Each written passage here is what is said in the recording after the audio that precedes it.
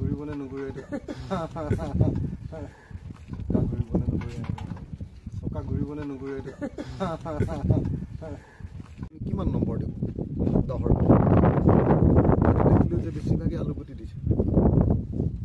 বেছিভাগ মানুহে 90% মানুহে কৈছে যে কোনোবাই নিগেটিভ দিছে -10 কোনোবাই 0 দিছে কোনোবাই -1 -2 -3 দিছে এজন নে দুজনেহে অলপ ভালকে নম্বৰ দিছে বিজেপি চৰকাৰখনে আমাৰ আৰু বিজেপি দলৰ পলিটিচিয়ানবিলাকে ৰাজনীতিকবিলাকে নেতাবিলাকে যি সাংঘাতিক ধৰণে আমাৰ সমাজখন সাম্প্ৰদায়িকীকৰণ কৰিছে যে সাংঘাতিক ধৰণে হিন্দু মুছলমানৰ ৰাজনীতি কৰিছে আৰু জাতি বৰ্ণৰ ৰাজনীতি আপোনালোকে সকলোৱে দেখিছে এতিয়া ৰূপজ্যোতি কুৰ্মীয়ে কিবা 2 নম্বৰী কাম কৰিছে ৰূপজ্যোতি কুৰ্মীয়ে 2 নম্বৰী কাম কৰোঁতে যদি কোনোবাই ধৰিছে তেতিয়াহ'লে কয় যে চাহ বাগিচাৰ শ্ৰমিকৰ প্ৰধান যদি কোনোবাই আকৌ অন্য এজন মানুহক ধৰিছে অন্য এজন বিধায়কক বা আমাৰ উপাধ্যক্ষক যেতিয়া ধৰিলে উপাধ্যক্ষই সঁচাকৈ বেয়া আচৰণ কৰিছিলে আমি দেখিছিলোঁ যে উপাধ্যক্ষই মানে সঁচাকৈ চৰকাৰী পক্ষ লৈছিলে নিৰপেক্ষতা অৱলম্বন কৰা নাছিলে বিধানসভাৰ নুমল মুমিন ডাঙৰীয়াই তাৰ বিৰুদ্ধে যেতিয়া মানুহে মাত মাতিছে তেতিয়া কৈছে যে এইটো মানে জনজাতীয় প্ৰধান মানে এই চৰকাৰখনে ইমান উন্নয়নৰ কথা কৈ থাকে মুখেৰে হাতশাল বাই থাকে কিন্তু দেখা গৈছে যে তেওঁলোকে উন্নয়নক লৈ ৰাজনীতি কৰিবলৈ সাহস নকৰে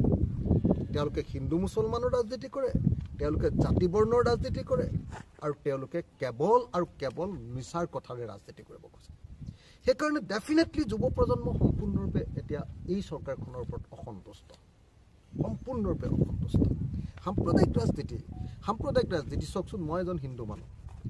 কিন্তু পেট্ৰলৰ দাম মুছলমানতকৈ কম কৰি দিয়া নাই আজি নিমখৰ দাম 2 টকাকৈ পৰা গৈ 20 টকা হ'ল মুছলমান মানুহজনৰ কাৰণেও খ্ৰীষ্টান মানুহজনৰ কাৰণেও 20 টকা আৰু মই হিন্দু মানুহ অসমীয়া মানুহ হিন্দু একদম জাতে পাতে হিন্দু মানুহ এটা অখিল গগৈ মোৰ কাৰণেতো একেই 20 টকাই নিমখৰ দাম গেছ চিলিণ্ডাৰ 414 টকা আছিলে 414 টকাততো হিন্দুবিলাকক দি থকা নাই কমাবহে লাগিছিলে অকণমান ভাইৰ বেহেনীয়ে কৈছিলে যে মেহেংগা হতাংগে তো 414 টকাতকৈ কম দামত দিব লাগিছিলে আমি হিন্দু আছোঁ পুৰা হিন্দু দৰকাৰ হ'লে তেতিয়া ফুট এটাও লৈ ল'ম মই যদি সঁচাকৈ কম দামত দিয়ে কিন্তু 1152 টকা কৰি দিলে কিয় গেছ চিলিণ্ডাৰ মুছলমানৰ কৰি দিলে কাৰণেও কৰি দিলে খ্ৰীষ্টানৰ কাৰণেও কৰি দিলে হিন্দুৰ কাৰণেও কৰি দিলে ফুট লোৱা মানুহৰ কাৰণে গেৰুৱা পিন্ধা মানুহৰ কাৰণেতো কম দামত বস্তু দিয়া নাই তাৰমানে লুণ্ঠন চবকে কৰিবা আৰু ৰাজনীতিটো যিহেতু ইয়াত মুছলমানৰ সংখ্যা কম মুছলমানক আক্ৰমণকাৰী ৰূপে দেখুৱাই হিন্দুৰ চেণ্টিমেণ্ট ল'বলৈ চেষ্টা কৰিবা কমিউনেল ফেচিজম এইটো কৰিবলৈ চেষ্টা কৰিবা এই ৰাজনীতিক এতিয়া মানুহ অসন্তুষ্ট আমাক লাগে কৰ্মসংস্থাপন চাওক আমাৰ 23 লাখ নিবনুৱা আছিলে বিজেপি অহাৰ আগতে আজি সেই 23 লাখ নিবনুৱাকৈ 35 লাখ 12 লাখ নিবনুৱা অকল বিজেপি চৰকাৰৰ দিনত বাঢ়িলে 12 লাখ নিবনুৱাৰ সংখ্যা বাঢ়িলে আপুনি চাওক আজি গোটেই ভাৰতবৰ্ষৰ ভিতৰত অসমৰ মানুহৰ গড় উপাৰ্জন 1,35,000 টকা ভাৰতৰ গোটেই ৰাজ্যবিলাকৰ তুলনাত আমি তলৰ পৰা 5 নম্বৰ পাৰ কেপিটা ইনকাম 1,35,000 টকা গোৱাৰ কিমান 6,74,000 টকা আমাৰ ওচৰৰে সৰু একো নাই অকল টুৰিজিম হয় ছিকিমত কিমান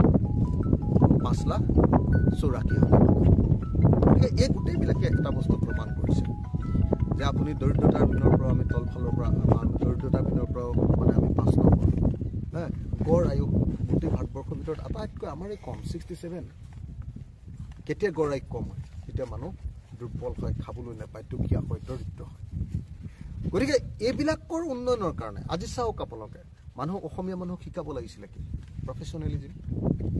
পেচাদাৰিত্ব শিকাব লাগিছিল কি শিকাইছে যে 5 কেজি চাউল দিম কাম বন কৰিব নালাগে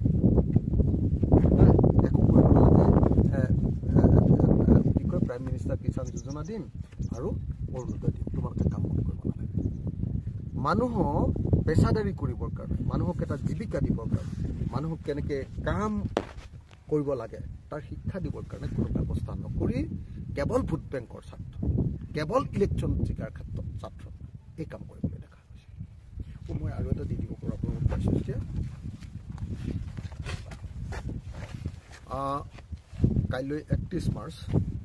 কিন্তু দেখা গৈছে যে 31 মাৰ্চৰ আগত এইবাৰ ঠিকাদাৰবিলাকে